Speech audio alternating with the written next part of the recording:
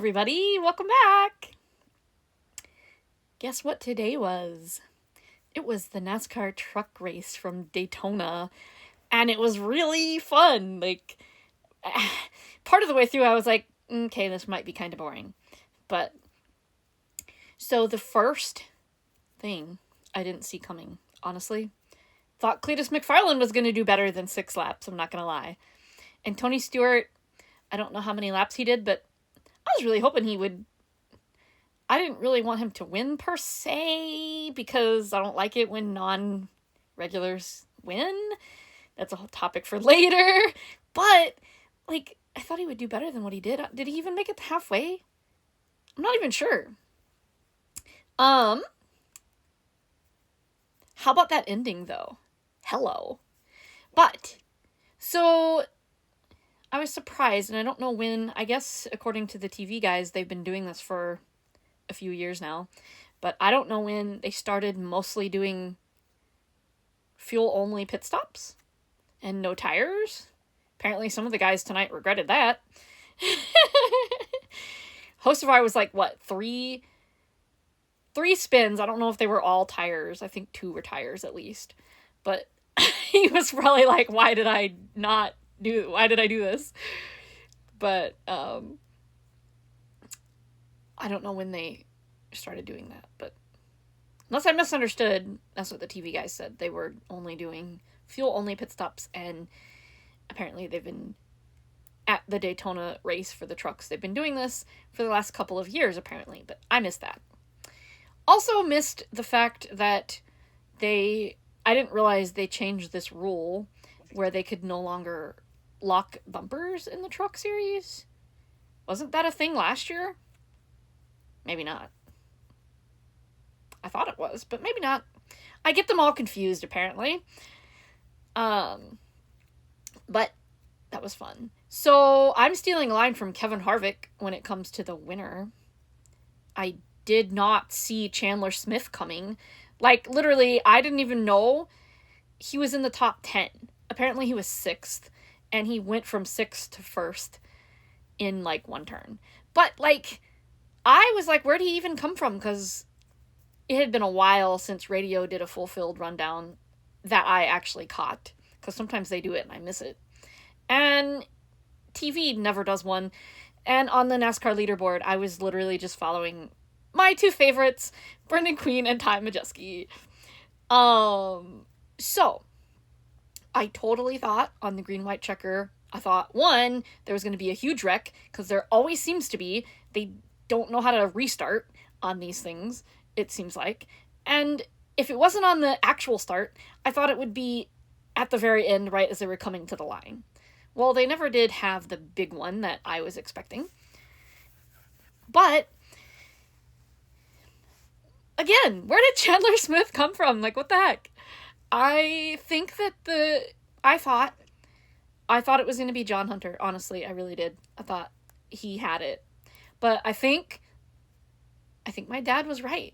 They were all the guys that were fighting for the top spot. I don't even remember who they were, to be honest. Should have written that down, but whoever was up there, I know, wasn't it Caden Honeycutt? I don't know who was pushing who, but all those guys, I think they were worried about each other. But they didn't even think about the inside lane, and my dad goes, well, where's the spotter? Because, as Joey Logano and Chandler Smith both said, the seas parted and he took it. That was really cool. I did not see that ending coming. It was fun. I think I love that about Daytona. You just don't know what you're gonna get. I do have a complaint, though. I really, really don't like... It's nothing against Tony Stewart and Cletus McFarland. They're fun. I like them. I didn't like Tony Stewart when he was in the Cup Series, because I thought he whined too much. But he's actually really funny, and he seems like a genuinely nice person. And a lot of the Cup guys whine too much, honestly.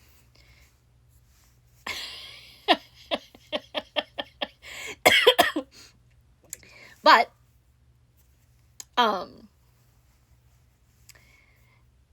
what was I gonna say? I forgot. Um, I don't like. I'm not really even a fan of guys like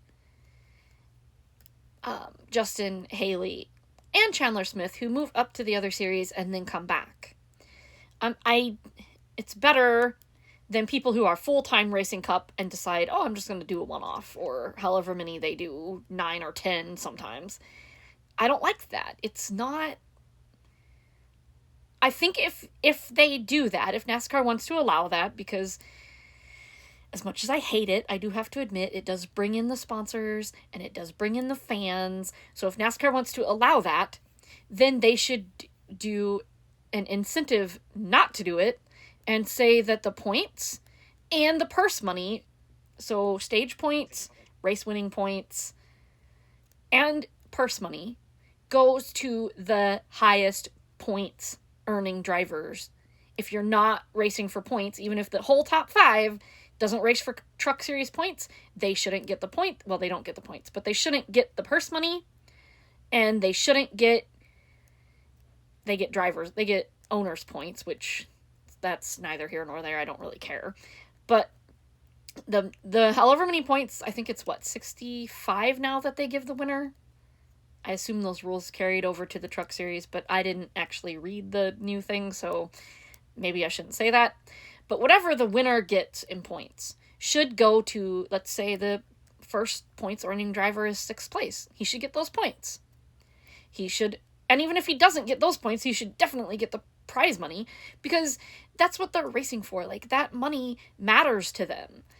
I mean, when even the cup teams aren't making any money, it's a sad day, and that's where we're at right now. But the Truck Series teams haven't been making money for a while, hence why most likely, well, I know that's why Harvick closed his team, he admitted it, and that's probably why Kyle Busch closed his, and that's probably why Keselowski closed his, because they're not making any money.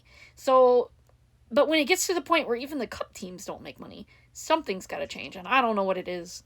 I don't know what the answer is, but it would sure help those truck guys who work hard every week to put on this show for us. They work just as hard as the cup guys do. They don't race as much because they have less races in their season, but they should get those points, or not the points, but they should get that money. They should get something for their effort, and they don't. And I don't think that's fair. I know they all say that they like it because they learn from the cup guys, but maybe that's true. But sometimes I wonder if they don't just say that because they don't want to get in trouble. Seriously. Anyway, that's my rant for the day. You'll get these from me every now and then. So I texted my friend and I was like, are you watching the truck race? Or maybe I should say the Cup Series practice session. Because that's how I felt. There's too many cup drivers. And speaking of cup drivers, how in the world is this Ricky Stenhouse Jr.'s first truck race? What the heck? That seems so strange. Like, I can't imagine that I know it's true. I knew it was true before they said it, but it just seems so bizarre. Like, how did he never race a truck before?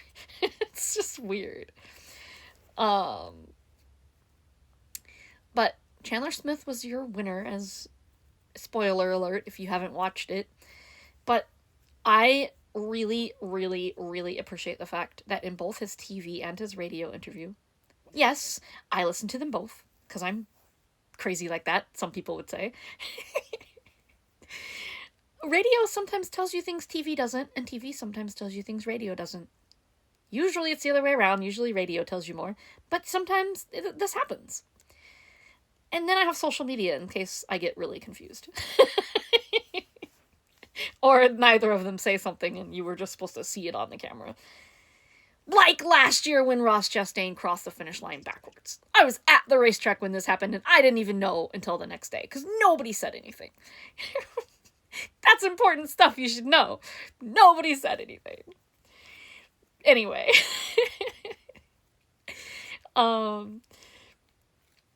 But I don't know what I was saying.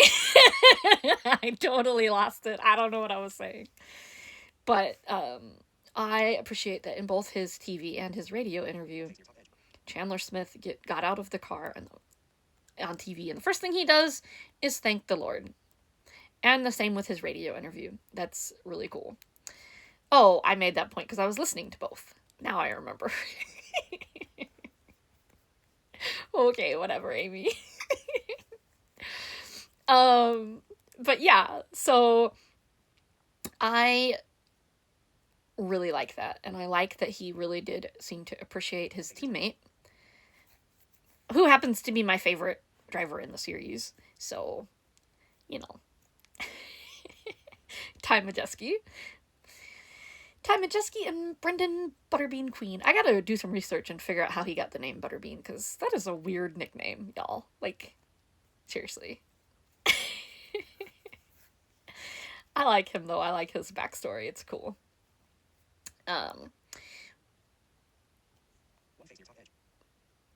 Trying to think if there's anything else I want to say. I guess not. So, if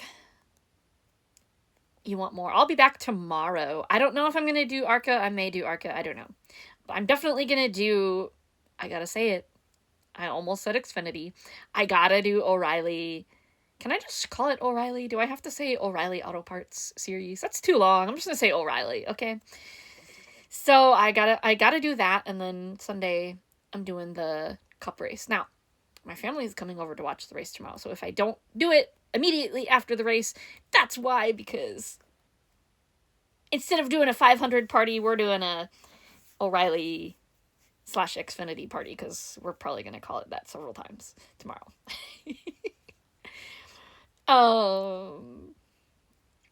But yeah. So come back tomorrow. Subscribe so you don't miss when I go live. Well, they're not live. Not gonna lie. Going live is complicated, and I just don't do it. I should do it, but I don't. So, bye-bye.